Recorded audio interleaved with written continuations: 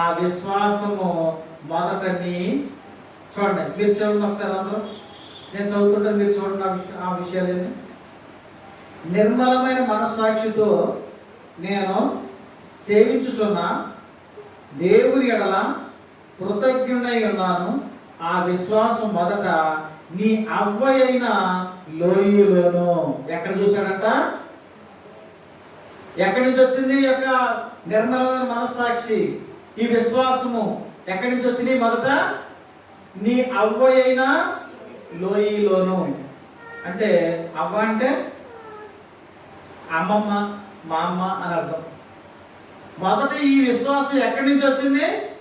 లోయలో నుంచి వచ్చింది. ఆ లోయ దగ్గర నుంచి ఎవరు నేర్చుకున్నారో చూడండి. నెక్స్ట్ చూడండి తర్వాత, నీ తల్లి అయిన యూనికేలోను వసించను. ఈ యూనికే ఎక్కడి నుంచి నేర్చుకుంది? ఎవరి దగ్గర నుంచి నేర్చుకుంది? ఎవరు నేర్పారు? లోయి నేర్పింది. ప్రియమైన బిడ్డలు చూడండి, లోయి గురించి బైబిల్లో ఒకే ఒకసారి రాయబడింది, కానీ ఎంతటి మాటలు, ఘనమైన మాటలుగా రాయబడి చూడండి. చూస్తే మొదట ఆ విశ్వాసం ఎక్కడ కనిపించిందంటే లోయలో కనిపించింది. ఆ లోయలో అలాంటి విశ్వాసం, దేవుని యందు భయము భక్తి ఉండబట్టే ఆ భయము భక్తి ఎవరు నేర్పింది? తన కుమార్తె అయిన యూనికేకి నేర్పింది. బిడ్డలారా, ఇప్పుడు నీ కుమార్తెకి నువ్వేమి నేర్పాలి? లోయి నేర్పినట్లుగా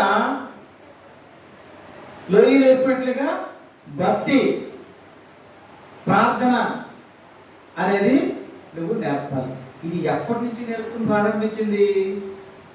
ఎప్పటి నుంచి అమ్మా? చిన్నతనం నుంచే తన కుమారుడికి నేర్పింది. ఎవరు నేర్పారు? లోయి నేర్పింది. ఆ లోయి దగ్గర ఏదైతే నేర్చుకుందో ఆ నేర్చుకున్నదే తన కుమారుడైన తిమోతికి నేర్పించడం ప్రారంభించింది. ఇప్పుడు లోయి గురించి ఒకసారి రాయబడింది, యూనికే గురించి ఒకసారి రాయబడింది, కానీ తన యొక్క కుమారుడు తిమోతి గురించి ఈ బైబిల్లో 2 సార్లు పత్రికలు రాయబడింది. దేవునికి స్తోత్రం, హల్లెలూయా, హల్లెలూయా. ప్రియమైన బిడ్డలారా, నీ కుమారుడు కుమార్తెలు దేవుని సన్నిధిలో ఆ విధంగా వర్ధిల్లునట్లు పెంచవలసిన అవసరం ఎవరి మీద ఉందమ్మా? ఎవరి మీద ఉంది?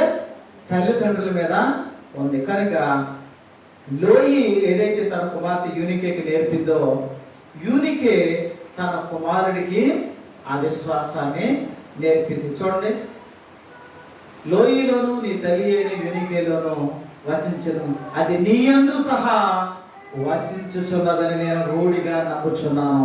దేవునికి స్తోత్రం. నీ యొక్క అమ్మమ్మ దగ్గర నువ్వు ఏదైతే నేర్చుకున్నారో, నీ తల్లి దగ్గర ఎలాంటి విశ్వాసం ఉందో అలాంటి విశ్వాసాన్ని నేను ఎక్కడ చూస్తున్నాను? తిమోతి అని నీలో నేను చూస్తున్నాను. నేను దీన్ని ఎలాగా రూఢిగా నమ్ముచున్నాను. ఏమాత్రము సంశయం లేకుండా, ఏమాత్రము సందేహం లేకుండా పూర్తిగా నేను నీకు అలాంటి విశ్వాసము దేవుని యందు ఉందని నమ్ముచున్నాను అని సాక్ష్యం చెప్తూ ఉన్నాడు. అంటే ఇక్కడ దేవుని దయను పొందుకున్న వ్యక్తిగాను ఉన్నాడు, మనుషుల దయ పొందుకున్న వ్యక్తిగా కూడా ఉన్నాడు. పౌలు ఒక సామాన్యమైన మనిషి. ఆయన దేవుని యందు విశ్వాసంతోటి మారి, ఆ మారిన జీవితంలో మాదిరిగా జీవించి ఎవరి గురించి సాక్షిస్తున్నాడు?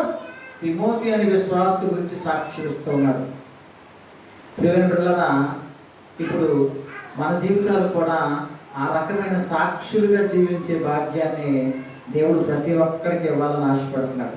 కానీ జీవించడానికి నువ్వు ఇష్టపడినట్లయితే ఈ రాత్రి కాల సమయంలో తిమోతిని ఎంతగా విశ్వసిస్తూ బలమైన విశ్వాసి, సాక్షిగా ఉన్నాడని పౌలు నమ్ముచున్నాడో, విశ్వసిస్తున్నాడో, అలాగే నిన్ను నన్ను చూసినప్పుడు అనేక మంది జనులకి, అన్యులకి అట్టి మాదిరిగా నువ్వు కనిపించాలి.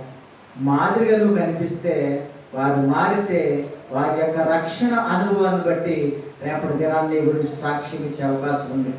ఆ సాక్ష్యము ఎక్కడికి వెళ్తే దేవుని పాదాల చెంతకి.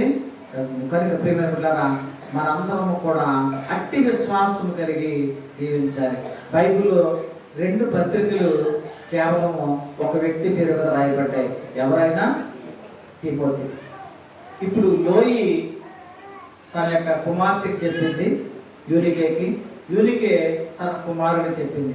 ఇప్పుడు నేను చెప్పేది ఏంటంటే, దానికి లోయి వల్ల విశ్వాసం కలిగి నువ్వు జీవిస్తే, యూనికే వల్ల నీ కుమార్తెని పెంచగలిగితే, నీ పిల్ల తరములు రాబోయే తరములు బహుగా ఆశీర్వదించబడుగాక. అటు విధంగా దేవుడు దీవించాలంటే నీకేముండాలి? నీ కన్నీళ్లు విడిచే కన్నీళ్లు, నువ్వు చేసే ప్రార్థన, నీ యొక్క అనుభవాలు ఎలా ఉండాలి? దేవుని యందు భయము భక్తి కలిగి పరిపూర్ణమైన విశ్వాసంతో ఉండాలి. కనుక ప్రియమైన బిడ్డలారా, ఈ రాత్రి కాల్సిన ఉన్న ప్రతి ఒక్కరికి చెప్తాను. ఒకవేళ దాని కోసం చెప్తారే వాక్యం అనుకుంటారేమో లేదు, కాదు. ఇక్కడ ఉన్న మీ అందరికి కూడా ఈ వాక్యము అర్థం కావాలి. ఈ విషయాలన్నీ తెలియాలి. కనుక మనము కూడా అలాంటి విశ్వాసాన్ని కలిగి ఉండాలి. ఉండి మనందరూ ఎలా ఉండాలి? దేవుని యొక్క దయను, మనుషుల దయను పొందుతూ ఈ భూమి మీద జీవించినంత కాలం కూడా ఎలా ఉండాలి? నీటి నాటబడిన ఆకు వాడక తన కాలం ముందు ఫలమిచ్చు చెట్టు వలె ఉండాలి. అలా ఉండాలి అంటే నీలో ఏముండాలి? పరిపూర్ణమైన విశ్వాసము ఉండాలి. అలాంటి విశ్వాసంతో మనందరం జీవిద్దాం.